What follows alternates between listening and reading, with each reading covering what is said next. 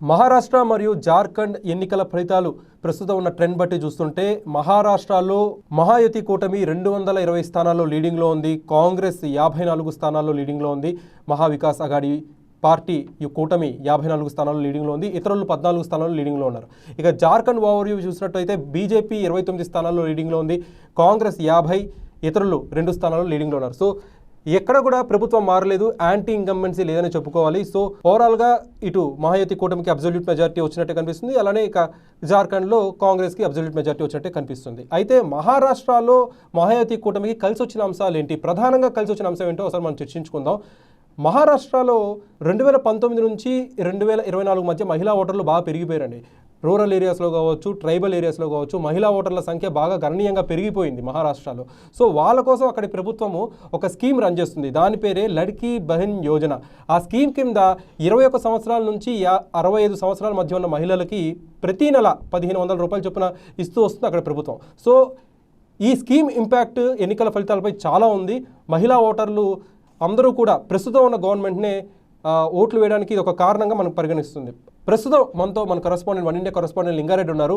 ఆయన మహారాష్ట్ర ఎన్నికల ఫలితాలపై తన అనాలిసిస్ చెప్తారు. లింగారెడ్డి, చెప్పండి, మహారాష్ట్ర ఎన్నికల ఫలితాన్ని మనం ఎలా చూడొచ్చు? మహిళా ఓటర్లు పెరిగిన సంఖ్య అక్కడ ఎలాంటి ఇంపాక్ట్ చూపించిందంటారు?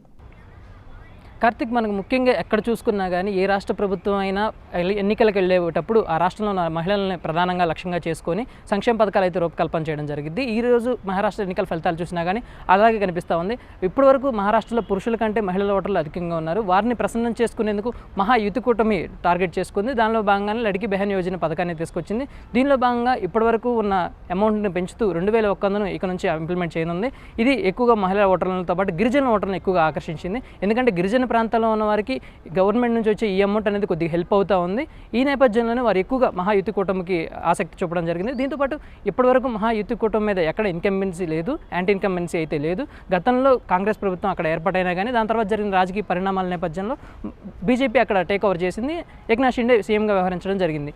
అక్కడ నుంచి మంచి పాలనే జరుగుతూ వచ్చింది. సో ఇప్పుడు ఉన్న ప్రజలు కూడా ఉన్న ప్రభుత్వాన్ని కంటిన్యూ చేయడానికి మొగ్గు చూపారు. దాంతోపాటు అనేక రాజకీయ అంశాలతో పాటు ప్రాంతీయంగా ఉన్న సమస్యలు కూడా వారు అన్ని బేరీజ్ వేసుకొని మహాయుతి కుటుంబం వైపు మొగ్గు చూపడం జరిగింది అనేది నా భావన.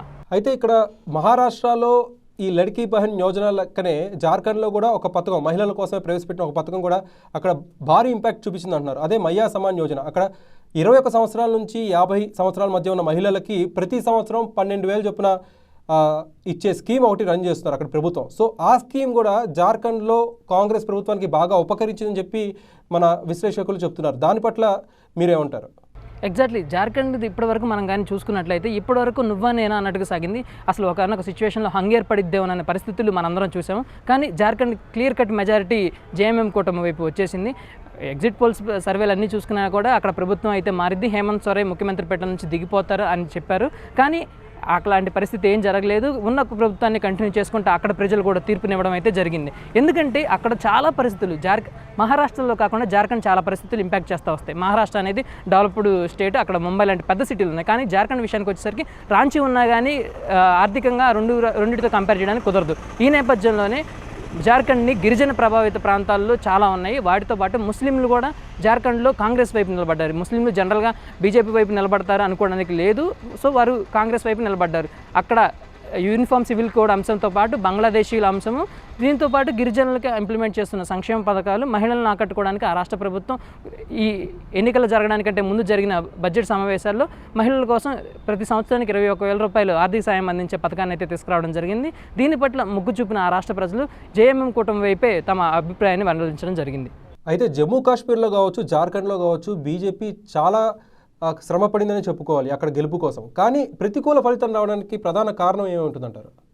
యాక్చువల్గా జమ్మూ కాశ్మీర్ పరిస్థితి అనేది పూర్తిగా వేరు. జమ్మూ కాశ్మీర్కి ఇంతకుముందు స్వతంత్ర ప్రతిపత్తి ఉండేది కాదు. కానీ జమ్మూ కాశ్మీర్కి ఒకసారి స్వతంత్ర ప్రతిపత్తి వచ్చిన తర్వాత అక్కడ ఎవరైనా వెళ్ళి ల్యాండ్స్ కొనొచ్చు.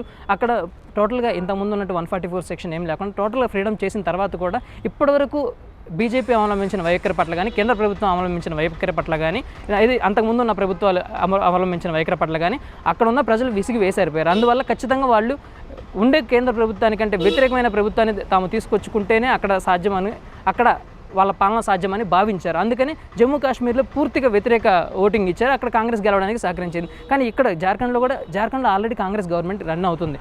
కాంగ్రెస్ గవర్నమెంట్ రన్ అవుతున్న టైంలో ఏదైతే యూనిఫామ్ సివిల్ కోడ్ని గిరిజనుల ప్రాంతాల్లో అమలు చేయమని బీజేపీ ఖచ్చితంగా చెప్పినప్పుడు కూడా వాళ్ళు నమ్మలేదు. ఎందుకంటే ఒకసారి బీజేపీకి అవకాశం ఇచ్చిన తర్వాత రాష్ట్రంలోకి యూనిఫామ్ సివిల్ కోడ్ అనే యాక్ట్ని తీసుకువచ్చిన తర్వాత గిరిజన ప్రాంతాలపై రుద్దరనేది ఎంతవరకు నమ్మకం అనేది అక్కడ గిరిజనులకు అది ప్రశ్నార్థకంగా మారింది. దీంతో వారు బీజేపీ వైపు మొగ్గు చూపకుండా కాంగ్రెస్ వైపు మొగ్గు చూపారు.